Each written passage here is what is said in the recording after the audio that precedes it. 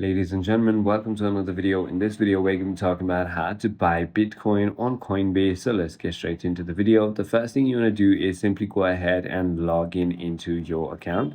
Once you've done that, if you haven't already completed your ID verification, make sure that is completely done.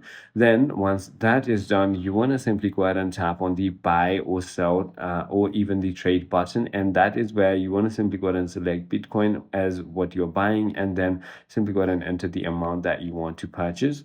Once you've done that, you want to simply go ahead and authorize the payment with your authenticator app or SMS.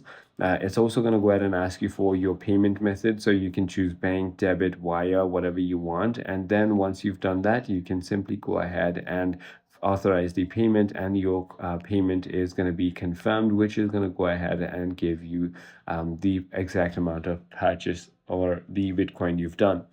I hope this video clarified everything for you. If you have further more queries, feel free to comment down below, and I'll see you on the next one.